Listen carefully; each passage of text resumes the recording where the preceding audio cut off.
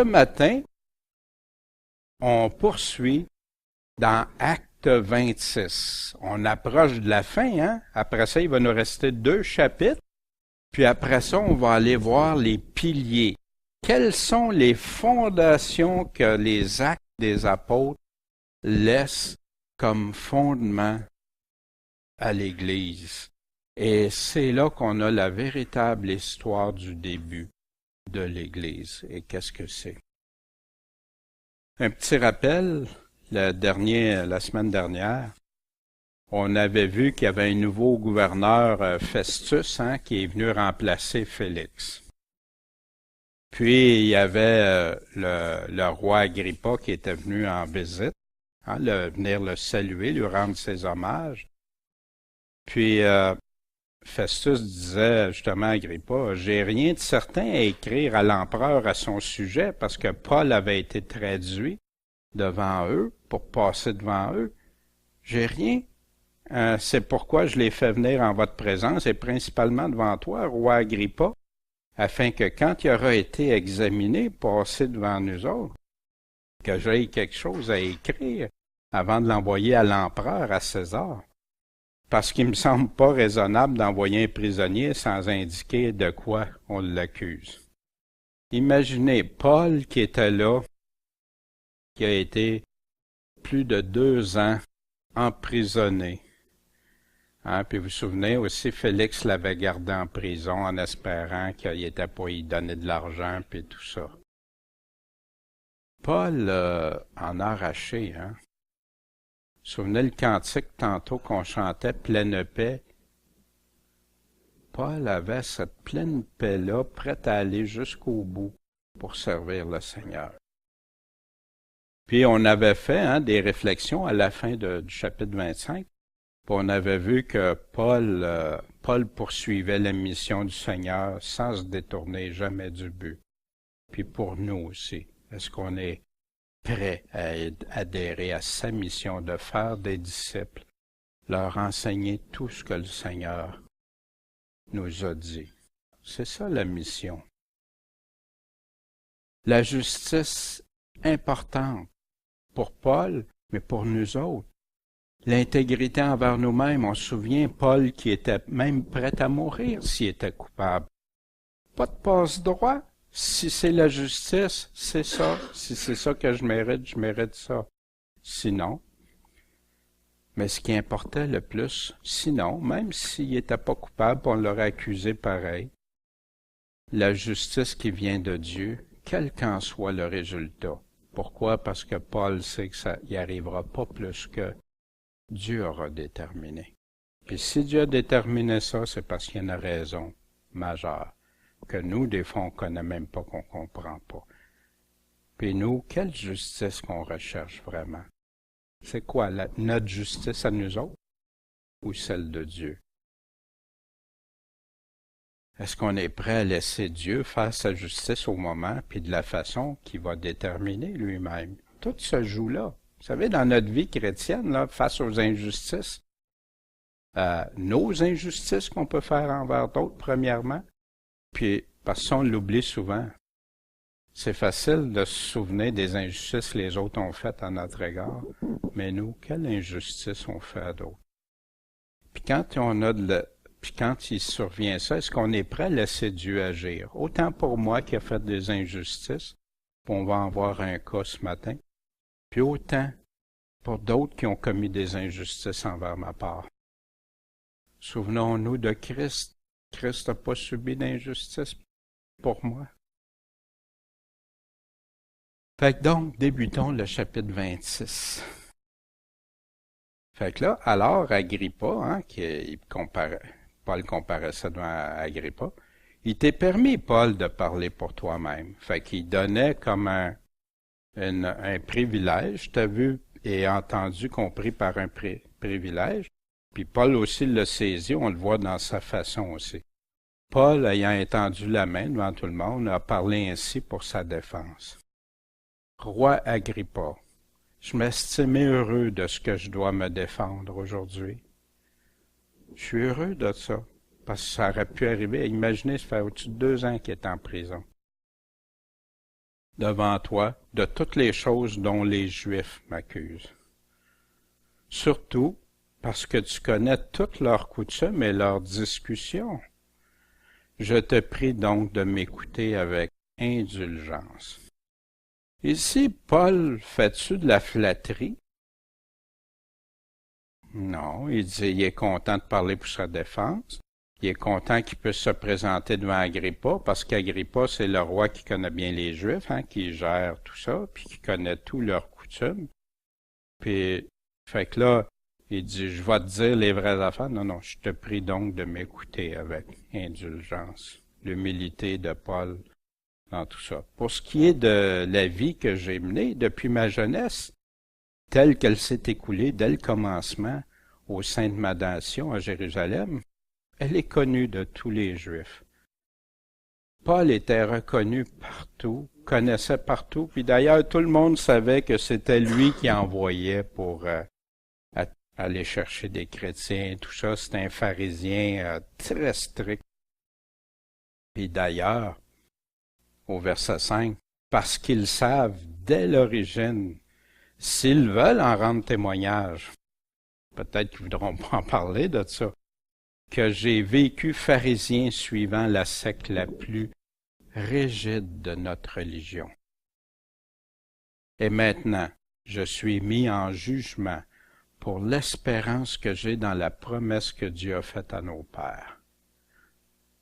Et c'est pour ça que je suis mis en jugement, là. C'est ça la vraie raison.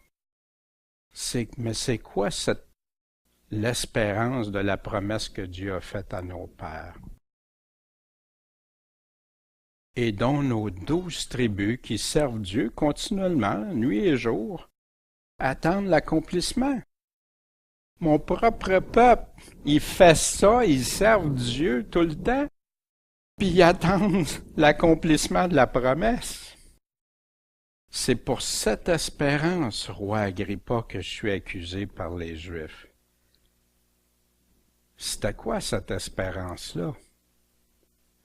Paul le dit, ça c'est le style de Paul, on le retrouve dans différentes lettres. Quoi? Jugez-vous incroyable que Dieu ressuscite les morts? Pensez-vous que c'est impossible? Il est vrai que pour moi, j'avais cru devoir m'opposer fortement au nom de Jésus de Nazareth. Il savait qui combattait Paul contre Jésus de Nazareth. Souvenez-vous, Paul, Saul, Seigneur, qui es-tu? C'est toi que je persécute? C'est aussi ce que j'ai fait à Jérusalem. Je mis en prison plusieurs saints.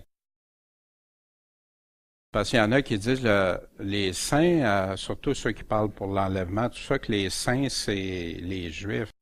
Mais là, ici, j'ai mis plusieurs saints. Il parlait de qui? De ceux qui croyaient en Jésus-Christ, pas les autres.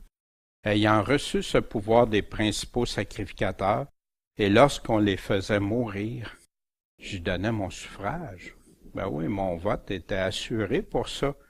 On va les faire mourir. Vous vous souvenez aussi, Étienne même, on a un exemple en tout cas d'Étienne là qui meurt martyr. Belle dans le sens qu'Étienne a dit la vérité. Étienne a été correct tout le long. Puis après ça, Étienne est mort comment? Seigneur, pardonne-leur. Puis c'est Dieu encore, la justice de Dieu avant la sienne. C'est ce qui anime un cœur de chrétien. La justice pour Dieu, avec Dieu, puis en Dieu avant tout.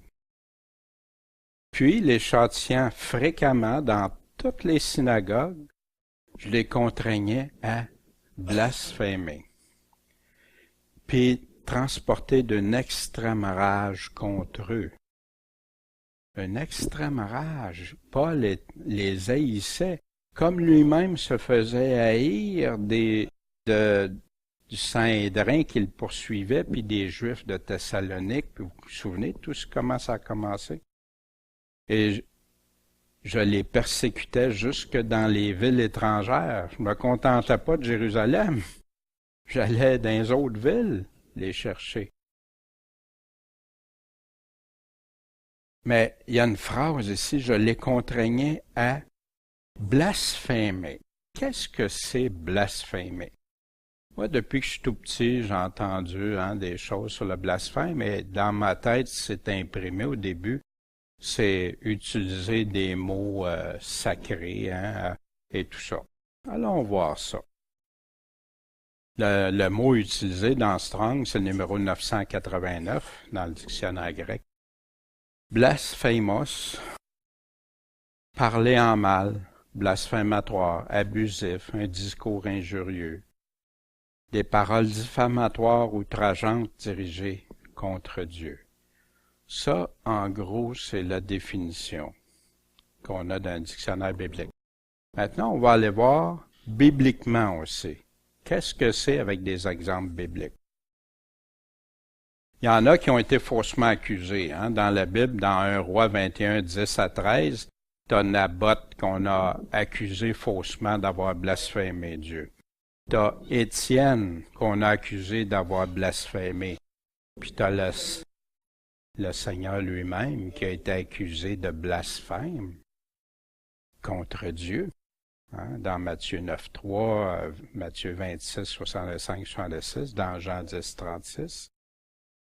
Je le mentionne des fois pour ceux qui écoutent aussi, puis qui veulent aller voir, c'est des références. Matthieu 9, 3, Matthieu 26, 65, 66, ou dans Jean 10, 36. Il y a d'autres endroits, mais ceux-là, c'est les principaux. Il y a aussi le blasphème contre le Saint-Esprit. C'était quoi le blasphème contre le Saint-Esprit? C'était d'attribuer à la puissance de Satan les miracles que Christ opérait par l'Esprit de Dieu, dans Matthieu 12, 22, 32, puis dans Marc 3, 22 et 30 à 30. Ouais, on disait que Jésus, il faisait ses miracles par l'action du malin. Puis Jésus a dit, ce blasphème-là sera jamais pardonné. D'attribuer ce que Dieu fait à Satan.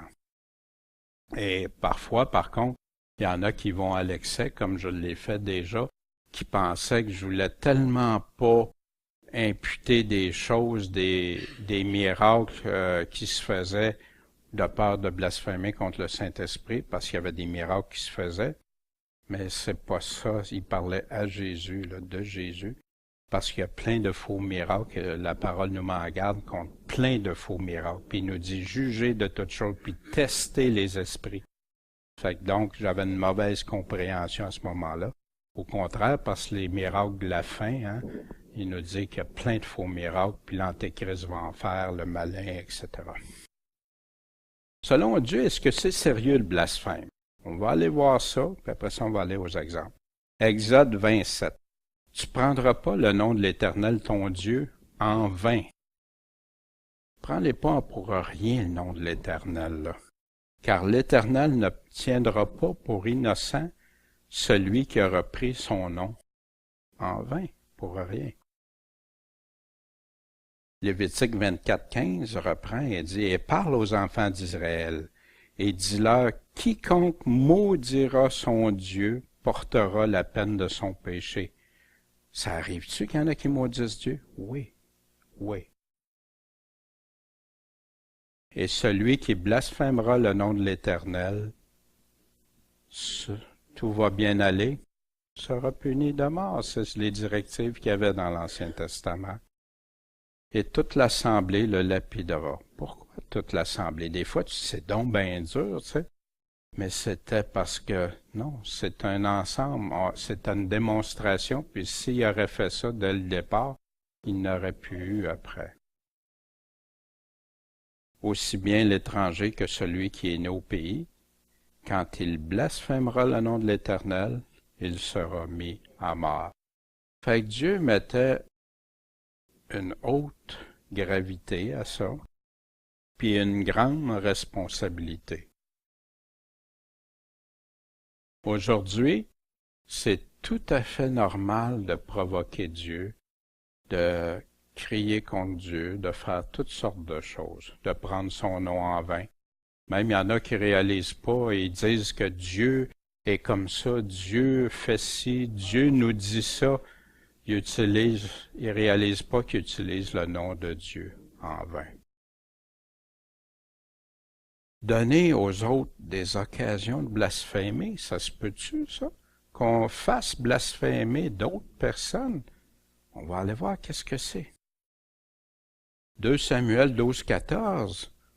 Toutefois, parce qu'en cela, à David, tu as donné occasion aux ennemis de l'Éternel de blasphémer, le fils qui t'est né mourra certainement.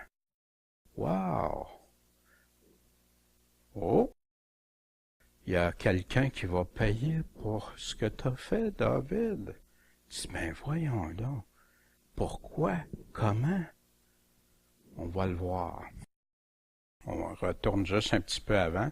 2 Samuel 12, 9. Pourquoi donc as-tu méprisé la parole de l'Éternel? Comment tu peux mépriser la parole de l'Éternel? Il nous le dit ici, en faisant ce qui lui déplaît, en faisant ce qui n'est pas, ce que Dieu aime pas. Tu as frappé de l'épée Uri le Hétien. Tu as pris sa femme pour en faire ta femme, puis lui, tu l'as tué par l'épée des enfants d'Amon. C'est-tu anodin ce que David a fait là? Très grave. Très grave. Pour un roi, on a vu tantôt dans le chant un roi serviteur, Jésus, ce qu'il a fait. David, qui était un roi de service et de justice pour aimer son peuple, puis là, qui commet une injustice, puis pas juste une injustice qui n'a pas de conséquences, qui a des graves conséquences, même la mort. Puis si on regarde David, combien de commandements de Dieu il a bafoué en faisant ça. Pas juste le meurtre, mensonge, trahison, l'adultère. Y a-tu passé Dieu en premier? Voler la femme de quelqu'un? Voyez-vous, puis on pourrait continuer. Mais voyez-vous, wow! David, un homme selon le cœur de Dieu, c'est ça. Il y en a qui disent, non. On sait pourquoi David était un homme selon le cœur de Dieu, c'est qu'après, quand il a été confronté, il s'est repenti, puis il en a subi de lourdes conséquences aussi. Tu l'as tué en plus par l'épée des enfants d'Amon, vos ennemis. Tu t'es arrangé pour qu'il soit tué. Wow! Maintenant, David, c'est quoi? L'épée s'éloignera jamais de ta maison. Pourquoi? Parce que tu m'as méprisé, puis que tu as enlevé la femme d'Uri, le Hétien, afin qu'elle fût ta femme. Un enlèvement aussi. Ainsi dit l'Éternel, voici je vais faire sortir de ta propre maison le malheur contre toi. Dieu est-tu injuste dans ça? Non. David aurait pu mourir instantanément. Mais il y a une chose, une règle de justice aussi. Quand on a fait des abominations du mal, c'est préférable que Dieu nous corrige pendant qu'on est sur terre ici, puis qu'on s'en détourne, qu'on se repente, qu'on abandonne ça. Puis oui, on va en subir des conséquences. Combien de pères, de mères, de beaucoup de personnes, il y en a qui sont en prison à vie. Pourtant, ils aiment le Seigneur maintenant. Mais ils ont fait des choses, ils ont commis des choses. Je prendrai tes femmes sous tes yeux, puis je les donnerai à un de tes proches, puis il couchera avec tes femmes à la vue de ce soleil. Pourquoi? Parce que toi, tu l'as fait en secret, David. Ça se fait pas, ça. Moi, je vais le faire, mais moi, je le ferai en présence de tout Israël à la face du soleil. Puis voilà le pourquoi puis les conséquences pour David. Alors David a dit à Nathan, il s'est défendu, il s'est trouvé des excuses, il a essayé de se justifier. Ben, c'est parce qu'elle était trop belle, puis non. J'ai péché contre l'Éternel. Et Nathan a dit à David, aussi l'Éternel a fait passer ton péché, puis tu mourras pas, David. Toutefois, parce qu'en cela t'as donné occasion aux ennemis de l'Éternel de blasphémer, le Fils qui t'est né mourra certainement. Fait comment il a fait blasphémer ses ennemis? En méprisant la parole de Dieu. Est-ce que c'est possible que nous aussi on fasse ça? Parce qu'on méprise ce que Dieu nous demande, on en fait blasphémer d'autres. Paul dit dans 1 Timothée, chapitre 1, verset 20, « De ce nombre sont Hyménée puis Alexandre que j'ai livrés à Satan. Pourquoi? Pour qu'ils apprennent à pas blasphémer. » Mais pourquoi qu'il avait blasphémé? Il est en train de dire, en gardant la foi et une bonne conscience. Ça, c'est ce qu'il faut faire, garder la foi, une bonne conscience. Mais quelques-uns ayant perdu celle-ci, ont fait naufrage quant à la foi. Fait qu'ayant perdu quoi? Ayant perdu la bonne conscience, ils ont fait naufrage quant à la foi. C'est ça que Paul est en train de dire, puis c'est ça. C'est comme ça qu'ils ont blasphémé. Comment on peut éviter de faire naufrage à la foi? Dans 1 Timothée 1,5, Paul dit, le but du commandement. C'est quoi le but du commandement de Dieu? C'est la charité qui procède d'un cœur pur et d'une bonne conscience et d'une foi sincère. Il continue au chapitre 3, verset 9, conservant le mystère de la foi. Comment? Encore avec une conscience pure. Est-ce que c'est important, la conscience? David ne pouvait pas avoir la conscience pure, avec ce qu'il avait fait. Tite 1.9, attaché à la véritable doctrine qui doit être enseignée, afin qu'il soit capable tant d'exhorter selon la saine doctrine que de convaincre ceux qui s'y opposent. Comment s'assurer qu'on est dans la bonne foi? Dans la saine doctrine, d'où doit provenir notre foi? La foi vient de ce qu'on entend vient de la parole de Dieu. Donc, toute notre foi doit être basée sur ce que Dieu dit, et non pas mes opinions ou celles des autres. À moins que ces opinions-là sont pile avec la parole de Dieu, sans ajouter ou enlever quoi que ce soit. Les moyens de Jean pour éviter de faire naufrage quant à la foi, dans 2 Jean 1,9. Quiconque est transgresseur et demeure pas dans la doctrine de Christ, il est juste égaré un peu, n'a pas Dieu. Celui qui demeure dans la doctrine de Christ a le Père et le Fils. Amen, Seigneur, dans ton enseignement. C'est pour ça que Jésus disait, faites des disciples et enseignez-leur tout ce que je vous ai appris. Puis il continue, si quelqu'un vient à vous et n'apporte pas cette doctrine, laquelle, celle de Christ, ce que Christ nous a enseigné, ne le recevez pas dans votre maison, puis saluez-les pas. Aujourd'hui, c'est bafoué, ça. N'importe qui va dire n'importe quoi en autant qu'ils disent Seigneur Jésus, puis sauvé par la grâce, il accepte tout. Triste. Conduire d'autres à blasphémer? Dans Romains 2, 21. Toi donc qui enseignes les autres, tu t'enseignes pas toi-même. Tu prêches de pas voler, puis tu voles. Tu dis de pas commettre d'adultère, puis tu commets adultère. Jésus nous a même dit dans le cœur, tu sais. T'as en abomination les idoles, t'es froissé parce que tu vois des choses, puis tu commets des sacrilèges toi-même. Toi qui te glorifies de la loi, tu déshonores Dieu par la transgression de la loi. Tu dis, moi, oui, la loi de Dieu, mais dans le fond, tu ne la suis pas. Tu dis aux autres de la suivre, toi, tu ne la suis pas. Jésus a appelé ça l'hypocrisie. C'est ce qui reprochait d'ailleurs aux pharisiens et qui pourrait nous reprocher encore aujourd'hui.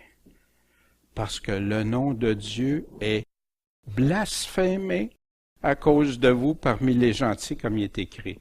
Fait que comment ici on peut blasphémer? En disant, Dieu dit ça, puis tu dis, exemple, je vous dis, regardez, il ne faut pas faire ça, regardez la parole de Dieu, puis moi, vous me voyez le faire pareil, ou faire le contraire. Ben, de grâce, je vous en supplie, si vous pensez ça, si vous voyez ça, venez me le dire. Que jamais je tombe d'une abomination comme ça, voyez-vous. Je serais de blasphémer Dieu si quelqu'un, même, puis il pense que c'est ça, il va me le dire. Pour que je m'en confesse, repentir et abandonner ça. Mais voyez-vous, toujours qu'on garde nos cœurs droits devant Dieu. Une bonne conscience pure. Un exemple biblique de blasphème dans 2 Rois 19:4. Peut-être que l'Éternel ton Dieu aura entendu toutes les paroles de Rabsaké que le roi des Assyriens, Sanchérib, son maître, a envoyé pour blasphémer le Dieu vivant et pour l'outrager par les paroles que l'Éternel ton Dieu a entendues. Fais donc une prière pour le reste qui se trouve encore. Qu'est-ce qui s'est passé? Sanchérib a envoyé un de ses hauts officiers, puis on va voir une partie de ce qu'il avait dit dans 2 Chroniques 32, en passant, qui relate toute l'histoire. On ne regardera pas tout ce matin. Il a écrit aussi des lettres pour blasphémer l'Éternel, le Dieu d'Israël, et pour parler de cette façon contre lui. Il disait, comme les dieux des nations des autres pays n'ont pas pu délivrer leur peuple de ma main, ainsi le Dieu d'Ézéchias ne pourra pas délivrer son peuple de ma main. Il allait provoquer le peuple, il a été les intimider, mais il disait que Dieu, l'Éternel, là, non. Regardez comment la parole appelle ça, blasphémer le nom de Dieu. Est-ce qu'il y en a qui font ça? Dieu, ah oui, ton Dieu. C'est un blasphème. Bien plus que dire des mots que Dieu utilise, que c'est même pas dans la Bible des fois. Puis ça, c'est sacré, c'est blasphémé. Voyez-vous la différence? C'est mépriser Dieu. On a vu différentes choses, on va les reviser dans quelques instants. Comment bien réagir au blasphème? Comment ils ont réagi? Leur prière. Ô Éternel, incline ton oreille, puis écoute. Ô Éternel, ouvre tes yeux, regarde, écoute toutes les paroles de Sanchérib, lequel il m'a envoyé pour blasphémer le Dieu vivant. Qu'est-ce qu'il a fait? Il s'en est remis à Dieu. Dieu, tu le vois, tu le comprends, ça. Puis oui, pour bien réagir aussi, on peut demander à Dieu de pardonner aux personnes si Dieu détermine de lui faire sa grâce. Et ici, il s'en remet à la justice de Dieu. C'est le Dieu. Y aurais-tu pu pardonner en passant à Sanchérib? Ce que Sanchérib a fait, est-ce que le roi Ézéchias aurait pu pardonner ça à Sanchérib? C'est pas l'insulte, oui, c'est comme nous, quand on blasphème le nom de notre Dieu, ça nous touche, ça nous blesse, tout ça. Mais je peux-tu pardonner? C'est Dieu seul. C'est à Dieu qui a fait l'offense. C'est Dieu seul qui peut décider s'il va le pardonner dans ça ou pas. Blasphémer le Dieu vivant. Qui va blasphémer contre qui et quoi? Dans l'Apocalypse, la Révélation, on sait que la bête va ouvrir la bouche pour blasphémer l'Antéchrist, pour blasphémer contre Dieu, pour blasphémer contre son nom, son tabernacle. Tabernacle, c'est quoi? C'est sa maison, son temple. Et contre ceux qui habitent dans le ciel. Fait, voyez-vous, on peut blasphémer, dire des choses injurieuses envers Dieu, le pire, son habitation, sa maison, et ceux qui habitent dans le ciel. Et les hommes, au chapitre 16, verset 9 d'Apocalypse, et les hommes furent brûlés par une grande chaleur, et ils blasphémèrent le nom de Dieu, qui a la puissance sur ses plaies. Et ils ne se repentirent pas pour lui donner gloire. Cœur endurci de la faim, des cœurs, puis en passant à ceux qui ont pris l'image, la bête, le nombre de son nom, la marque de son nom, qui ont adoré son image. C'est à eux. Souvenez-moi, puis à cause de leur douleur et de leur plaie, ils blasphémèrent le Dieu du ciel, puis ils se repentirent pas de leurs œuvres. Vous savez, comme mercredi soir, on a regardé, des personnes, grands enseignants, connus, réputés partout, puis qui enseignent que les gens vont pouvoir prendre la marque de la bête puis s'en repentir après. Alors qu'on se souvient, quand on a examiné dans l'Apocalypse, qu'est-ce que Jésus dit?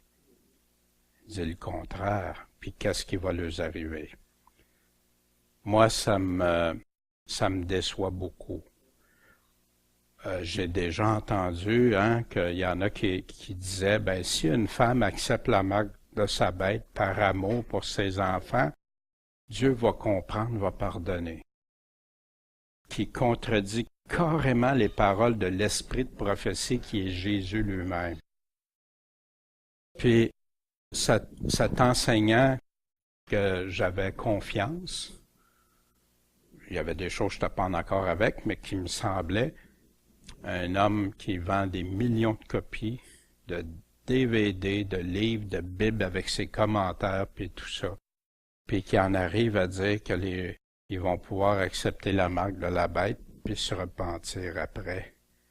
Quelle déception dans ce monde moderne.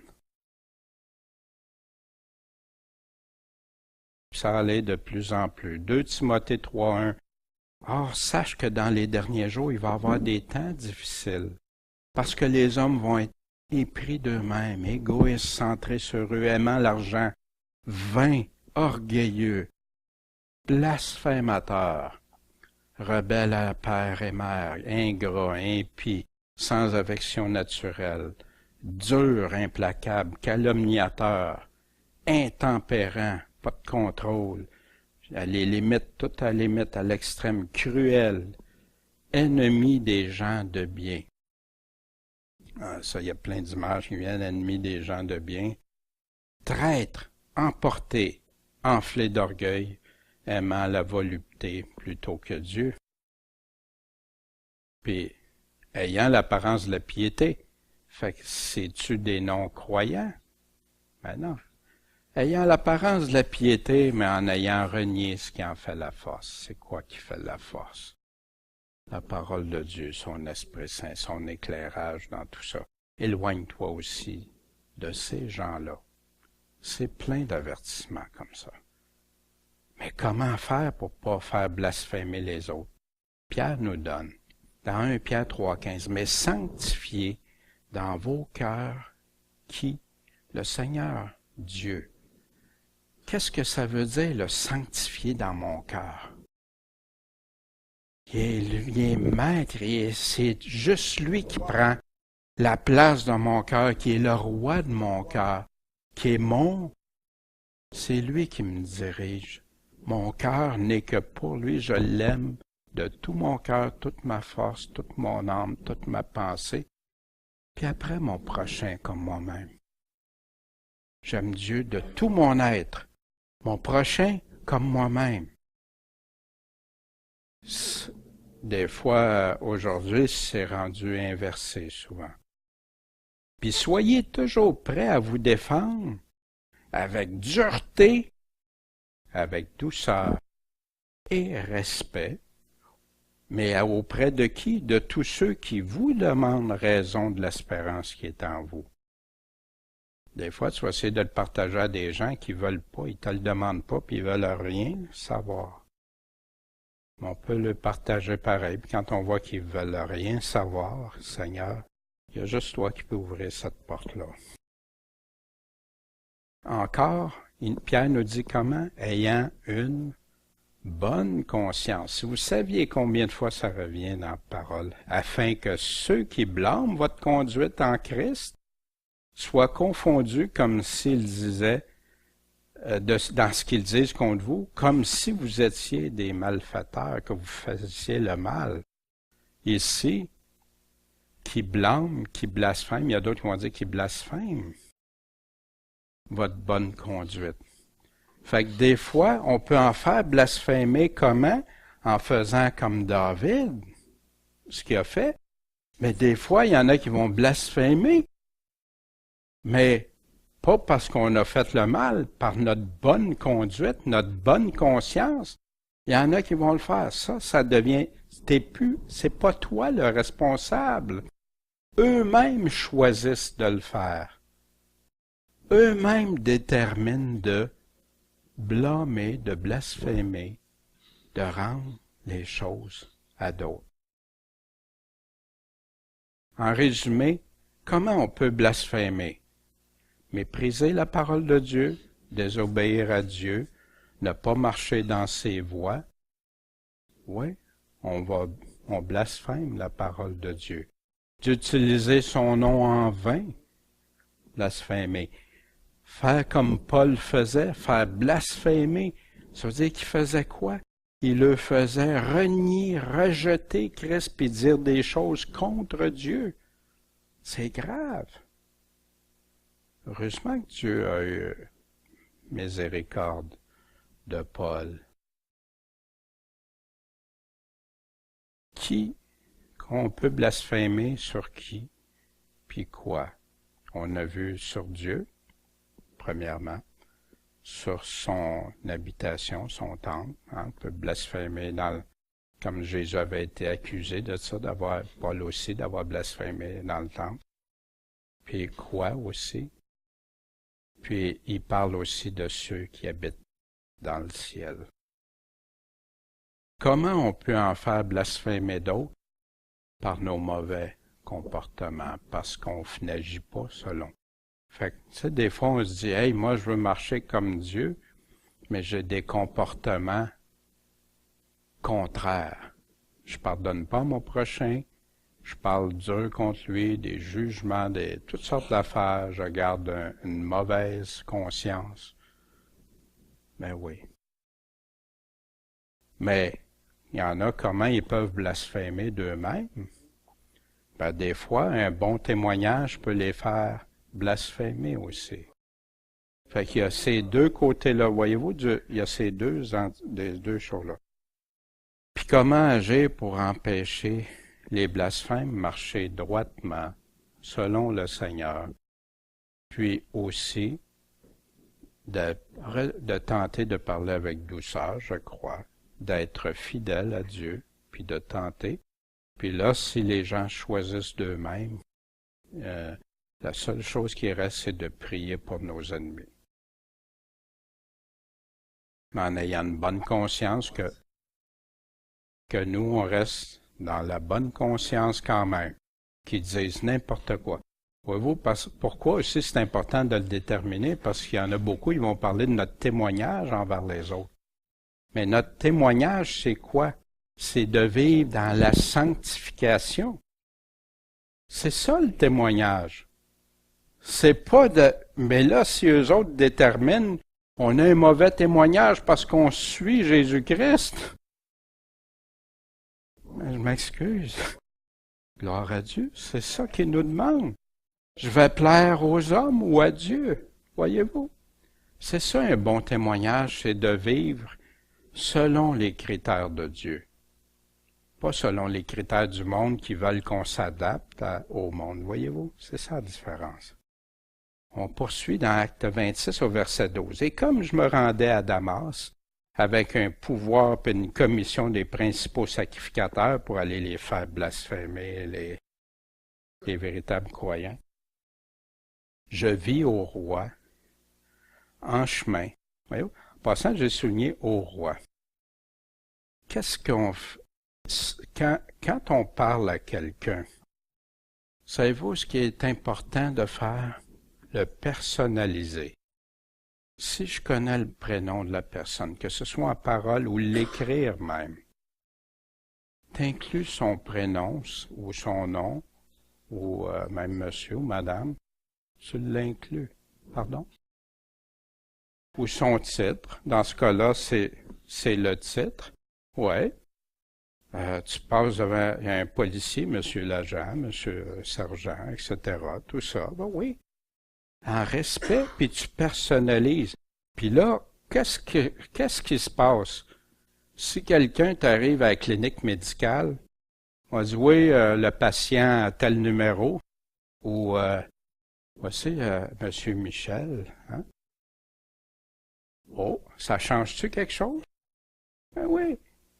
Mais c'est ça. Et ça rend les choses plus personnelles. Surtout pour en arriver à décrire ce qui s'en vient. Je vis au roi, en chemin vers le milieu du jour, une lumière du ciel, plus éclatante que le soleil, puis qui resplendit autour de moi, puis de tous ceux qui m'accompagnaient. Et ceux qui m'accompagnaient. Étant tous tombés par terre. Là, on a un détail, hein, tous. Tombés par terre, ils disent pas en bas d'un cheval ou à pied, là.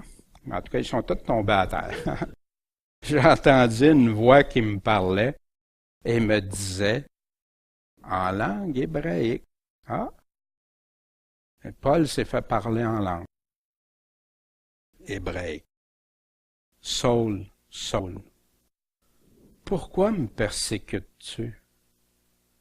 Ça te serait dur de régimber contre des aiguillons. Vous savez déjà essayé ça. Tu vois un cactus, là, puis tu essayes de le régimber de pousser le cactus. Hein? C'est un peu ça l'image que ça te serait dur. Hein? Alors je dis, qui es-tu, Seigneur? Puis il me répondit, je suis Jésus que tu persécutes. Wow! Paul, ça... Au verset 16, « Mais lève-toi, tiens-toi sur tes pieds, parce que je te suis apparu pour une raison, pour ta mission, mon Paul, pour t'établir ministre, ministre qui veut dire serviteur, serviteur du Seigneur, et témoin, tant des choses que tu as vues, que celles pour lesquelles je t'apparaîtrai encore. » Fait que tu as vu ce que tu vois là? Puis en plus, je vais t'apparaître pour te donner d'autres précisions. En passant, Paul est un apôtre, a été appelé apôtre, reconnu comme apôtre. Jésus avait choisi ses 12 apôtres. Il y en a un qui a remplacé. Puis ici, Paul est devenu l'apôtre qui n'avait pas suivi Jésus, au contraire, il persécutait. Puis Paul... Jésus a eu une attention particulière à Paul qui n'avait pas été enseigné de Jésus pendant ces 3 ans-là. Je t'ai choisi d'entre le peuple et les gentils. Entre quel peuple? Le peuple juif et les gentils. Puis je t'envoie vers eux maintenant. Pourquoi? Pourquoi faire? Pour leur ouvrir les yeux et les faire passer des ténèbres à la lumière, de l'empire de Satan à Dieu, afin que par la foi en moi, la confiance en moi, ils reçoivent la rémission des péchés et qu'ils aient part à l'héritage des saints. Que les gentils aussi aient part à ça. Ce qui mettait tant en colère le Sanhédrin, hein? Puis les Juifs même, puis même les apôtres, on se souvient qu'on avait vu, hein? Comment ça, les gentils aussi. Puis, pour nous, c'est-tu différent? On est là pour essayer de faire ouvrir les yeux aux gens qui passent des ténèbres de somme à la lumière de Jésus-Christ, à ses enseignements, à lui, qui il est comme Seigneur et Maître, et de l'empire de Satan à Dieu. Puis pour la confiance en Jésus-Christ, lui faire confiance dans tout ce qu'il nous dit. Pas juste les côtés qui font notre affaire, hein, qui nous font du bien entendre, mais tout. C'est pourquoi, roi Agrippa, j'ai pas résisté à la vision céleste, mais j'ai prêché premièrement à ceux de Damas, après ça à Jérusalem, puis après ça dans toute la Judée, puis aux gentils. Mais qu'est-ce qu'il leur prêchait? De se repentir. Repentir, repentez-vous. Détournez-vous de vos péchés. Détournez-vous de ce qui déplaît à Dieu, de ce qui offense Dieu, puis convertissez-vous à Dieu. On est perdu.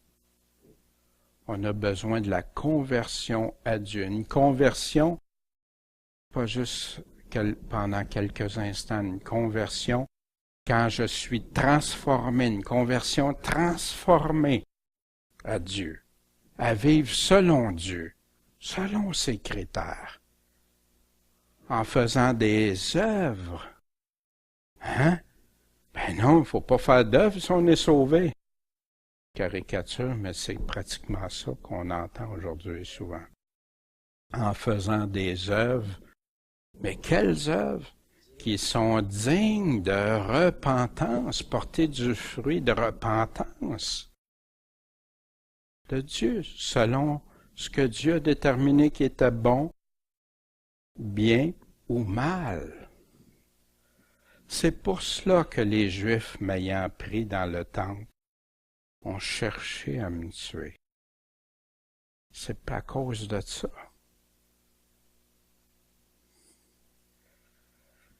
Mais, secouru de Dieu, verset 22, j'ai subsisté jusqu'à aujourd'hui en portant le témoignage, des témoignages autant devant les petits que les grands. Quand il parle petits et grands, c'est que autant les grands haut placés que ceux qui ont pas ils sont pas réputés là, selon le monde et tout ça, ne disant rien d'autre que ce que les prophètes et Moïse ont prédit de voir arriver. Savez-vous, aujourd'hui, c'est triste, hein? Jésus a fait un reproche sévère aux pharisiens. Vous ne reconnaissez pas les temps. Pourquoi? Parce que vous n'allez pas voir les prophéties. Vous ne comprenez pas les prophéties, vous n'y intéressez même pas. Pourtant, c'était prédit. Vous savez, il y a moins de 2% des chrétiens qui cherchent dans les prophéties. Étrange, hein? Étrange. Savoir que le Christ devait souffrir et que, prémisse de la résurrection des morts, il devait annoncer la lumière au peuple et aux gentils. Quand il dit les prémices de la résurrection des morts, c'est d'autres choses que j'entends. Il y a plusieurs résurrections, fait que quand on parle de la première résurrection, là, non, regarde bien, là. Parce que toutes les résurrections qui ont eu lieu, ces résurrections-là, ils sont décédés par la suite. Le seul qui n'est pas décédé, selon la Bible, et qui a été le prémisse de cette résurrection-là, c'est Christ. Puis dans 1 Corinthiens 15, il nous en parle, qu'il est prémisse, puis que c'est lui. Puis après ça, nous autres, on va pouvoir ressusciter tous ceux de nous qui vont mourir, tous ceux de nos frères, nos sœurs qui sont morts. On va ressusciter à la première résurrection d'Apocalypse 20. Et c'est là qu'on va pouvoir pleinement devenir la suite de ces prémices-là. Comme il parlait ainsi pour sa défense, Festus, d'une voix forte, il voulait que les autres l'entendent, hein? T'as perdu le sens, Paul. Ton grand savoir te met hors de sens. Mais Paul dit, j'ai pas perdu le sens. Très excellent, Festus.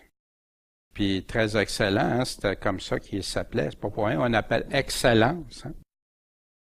Mais je dis des choses vraies et sensées. Dans le monde aujourd'hui, hein, c'est insensé la foi. Je suis prêt à croire, par exemple, ça me prend beaucoup de foi à partir d'une dent, penser que c'est tout un homme qui est bâti au travers de ça, qui n'existe pas, puis qu'après on s'aperçoit que c'est une fraude. Ça, on n'a pas de misère à croire ça, ça prend de la foi. C'est sensé, ça, vous comprenez? Puis là, mais je dis des choses vraies et sensées. Le roi les connaît, et je lui en parle avec hardiesse, parce que je suis persuadé qu'il en ignore rien. Tu le sais, roi, car elles n'ont pas été faites en cachette. Il n'y a rien qui a été fait en cachette. Roi Agrippa, ne crois-tu pas au prophète? Je le sais que tu y crois. Il fait du renforcement, hein? Il va le rechercher sur son terrain. Il fait. Et Agrippa dit à Paul, tu me persuades presque de devenir chrétien, d'être chrétien. Paul lui dit que ça plaise à Dieu, que non seulement toi, mais encore tous ceux qui m'écoutent aujourd'hui, vous fussiez presque et tout à fait comme moi, sauf mes chaînes, mes liens. Paul était là, il s'est fait emprisonner injustement, garder, puis regardez comment il pense.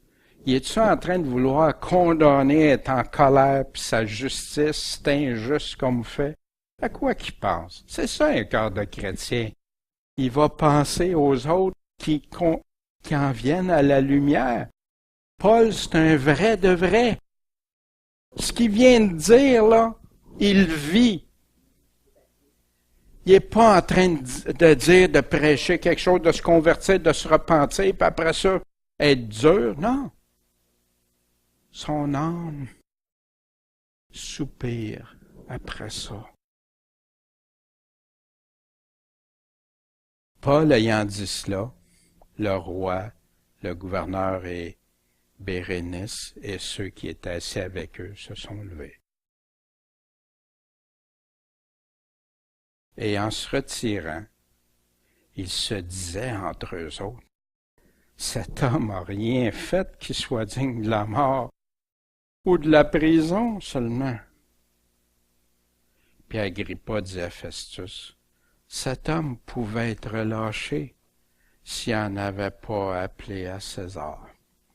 Fait que notre réaction humaine serait, ben oui, Paul, pourquoi t'as été demandé ça de passer devant César?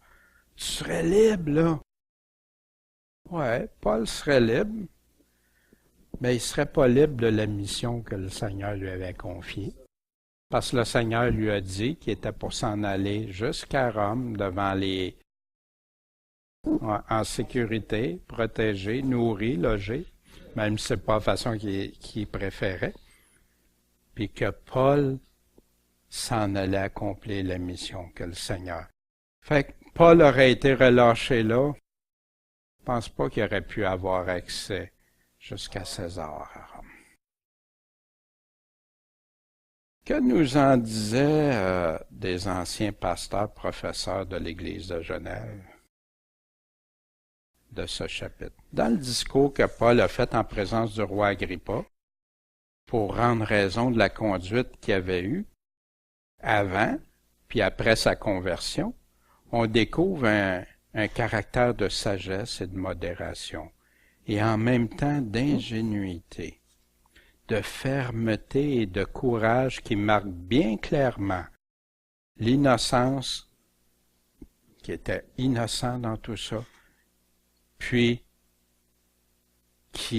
son zèle, la manière douce et respectueuse, mais aussi franche et sincère dont il a parlé dans cette occasion-là, doit nous apprendre à répondre toujours, comme Pierre nous y exhorte avec douceur et modestie, à tous ceux qui nous demandent raison de l'espérance qui est en nous. Souvenons, on l'a vu ce verset-là tantôt. Puis je viens de remarquer, je l'avais sorti, puis je viens de voir que ça coïncide avec ça, merci Seigneur. Et à ne jamais taire ni dissimuler la vérité. On doit remarquer en deuxième lieu sur ce discours que si Paul avait persécuté l'Église avant sa conversion, il l'avait fait par ignorance et croyant bien faire, mais que du reste, sa vie avait été sans reproche, et qu'après que le Seigneur l'eut appelé, il le servit avec un grand zèle. En passant, quand Paul parlait de faire des œuvres, et pouvais-tu demander ça? Le même Paul, parce qu'il y en a, il dit, c'est par la grâce qu'on est sauvé. Puis tout à fait vrai. Sans la grâce de Dieu, impossible d'être sauvé. Mais il nous a sauvés aussi pour que notre foi produise des œuvres. Et Paul en parle souvent dans ses écrits. Mais on aime, pour ceux qui aiment juste s'attacher à la grâce, puis plus aucune responsabilité d'accomplir ce que le Seigneur nous demande. Mais il ne faut pas contredire tout l'ensemble des écrits. Ce qu'il faut observer sur cela, c'est que lorsqu'on a péché par ignorance, il est plus facile d'obtenir le pardon de ses fautes et de s'en relever. Des fois, combien de fois on a fait des choses quand on se rend compte, oh, ça offense Dieu, ça. Là, qu'est-ce qu'on fait? Si on est une personne à caractère rebelle, on va se justifier, c'est correct, c'est pas plus grave que ça, ou on va même continuer. Mais si on a un cœur selon Dieu, qu'est-ce qu'on fait? Pardon, Seigneur, d'avoir agi comme ça. La première chose qui doit venir à l'esprit, pardon, Seigneur, d'avoir agi comme ça. Je te demande ton pardon, merci de me pardonner. Puis maintenant, je veux changer ça. Puis si j'en vois d'autres qui sont aux prises avec ça, Seigneur, donne-moi la façon de prier pour eux autres, de les approcher pour les aider, pas pour les condamner, pour les aider.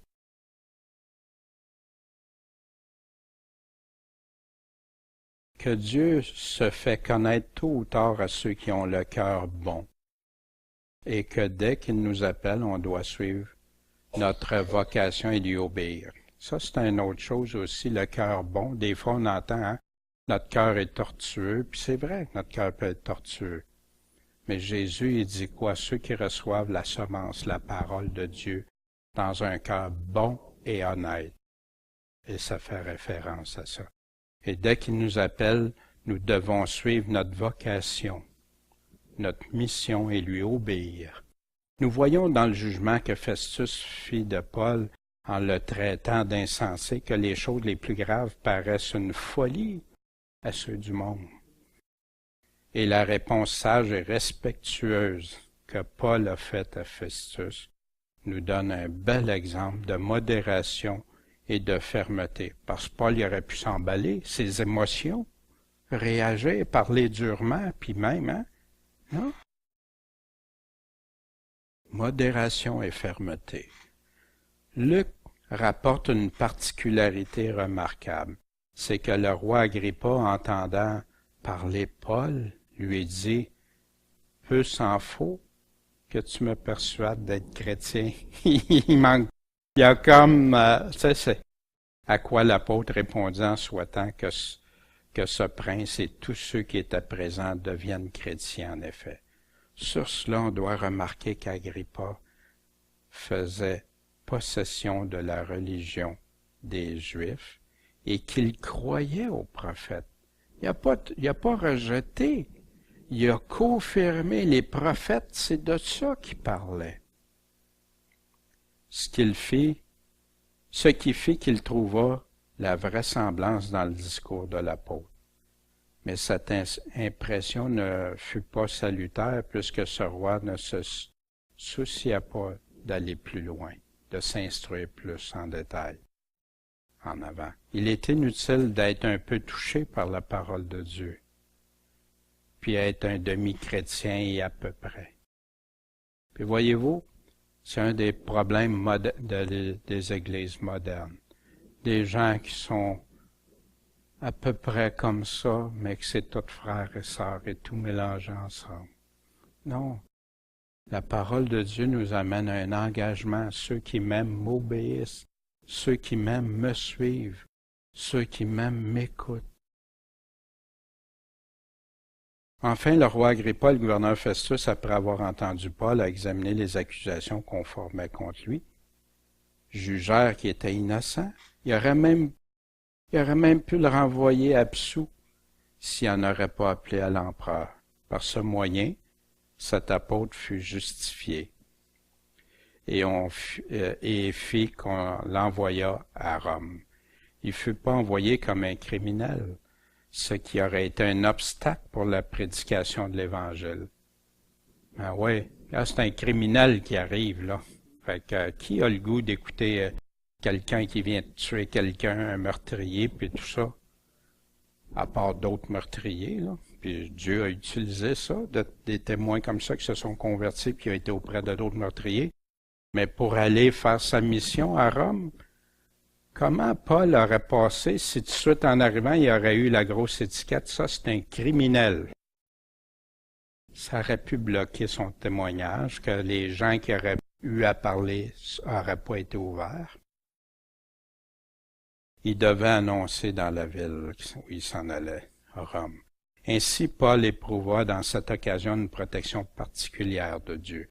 Et le Seigneur a accompli en sa faveur la promesse qu'il avait faite aux apôtres lorsqu'il leur disait qu'il serait mené devant les gouverneurs pour lui rendre témoignage, mais qu'il les assisterait par son esprit et qu'il leur mettrait dans la bouche ce qu'ils auraient à dire pour leur défense.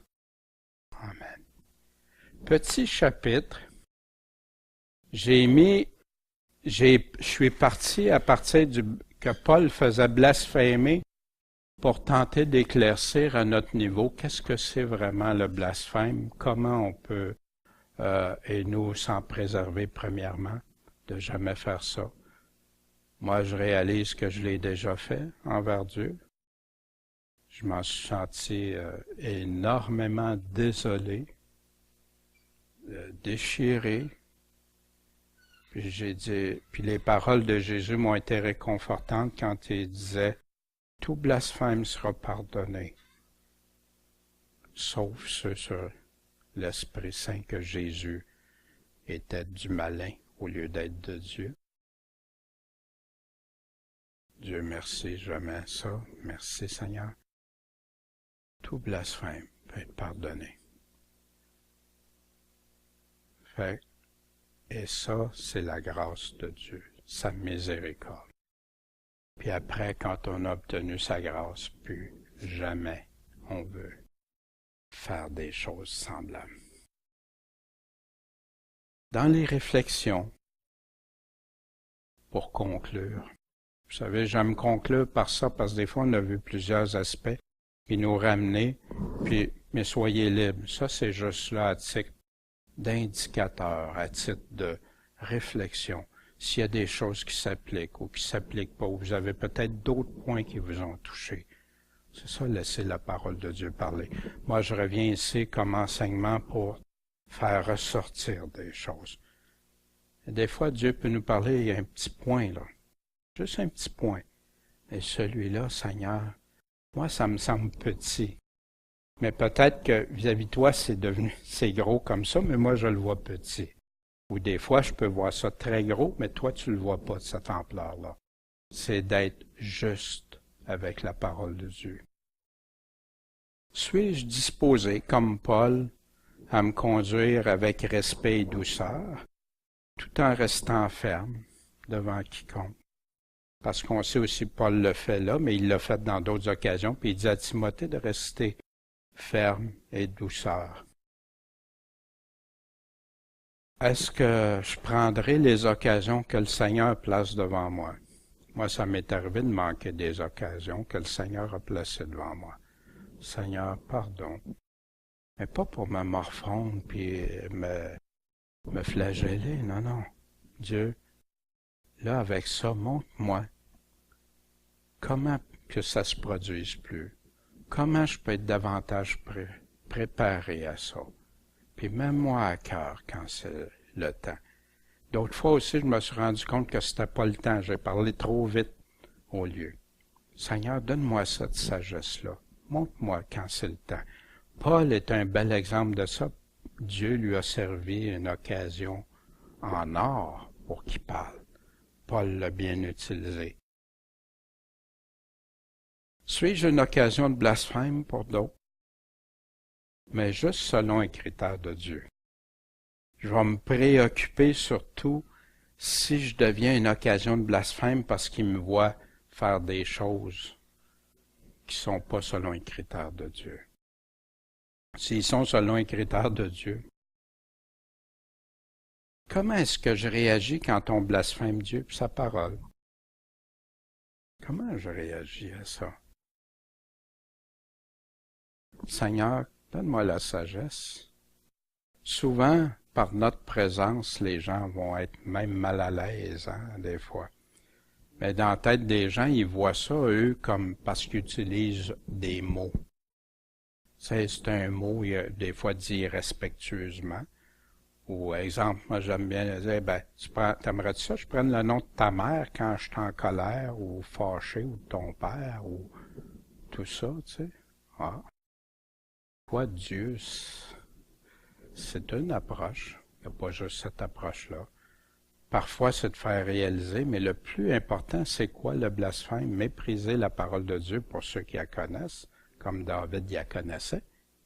Mais aussi, blasphémer Dieu, c'est prêter des intentions, utiliser le nom de Dieu en vain, de diminuer la puissance de Dieu en parole, peut faire ça. Seigneur, donne-moi la sagesse. Comment je réagis, comment je peux intervenir ou non. Des fois, c'est non, parce que c'est pas. Si vous arrivez, vous devez être devant un grand groupe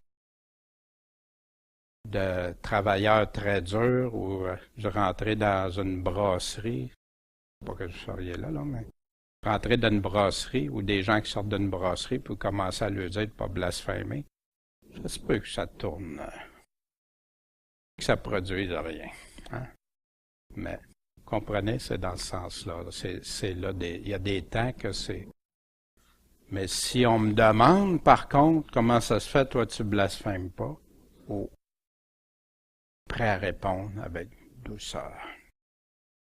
Comment m'assurer que je ne serai pas une occasion de blasphème selon un critère de Dieu? Y a-t-il quelque chose dans ma vie que ça peut faire ça, que je réalise pas? Seigneur, si c'est ça, guide-moi, éclaire-moi, montre-moi-le, parce que c'est pas ça que je veux de mon cœur faire. Je vais vous laisser quelques instants en réflexion sur ça, ou si vous en avez d'autres. Que Dieu nous guide, nous inspire, et dirige nos cœurs à l'aimer lui en premier, puis être prêt à tout. Que nos cœurs soient sans hypocrisie, libres, volontaires à aimer Dieu de tout notre cœur. Bon, Père Céleste, merci de veiller sur nous. On est tes enfants, on veut te servir, Seigneur, d'une façon pour te plaire. On comprend bien, Seigneur, qu'on n'a aucun mérite et que tout vient de toi. Mais Seigneur, aussi tu nous donnes des responsabilités comme enfants de Dieu.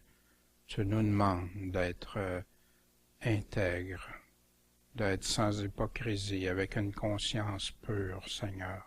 Et c'est ce qu'on veut devant toi. Seigneur, fais que jamais on ait une poutre Et Seigneur, si jamais c'est le cas, aide-nous à l'identifier, à l'éclaircir et que jamais, Seigneur, on marche en aveugle. Seigneur, on veut passer des ténèbres à la lumière et on te remercie parce que ta parole donne tellement d'éclairage, tellement de lumière, Seigneur. Ensemble, on veut avoir des cœurs disposés à t'entendre, à te suivre, à t'aimer, à t'obéir, Seigneur. Tu nous le dis, ceux qui m'aiment m'obéissent, puis ceux qui t'obéissent pas ne t'aiment pas, Seigneur. Fait qu'on veut être de ceux qui t'obéissent et en pleine assurance te suivre et marcher. Bénis chacune de nos prières, chacun de nos demandes qu'on te fait, Seigneur, et qu'on puisse te suivre et te rester fidèle jusqu'à la fin.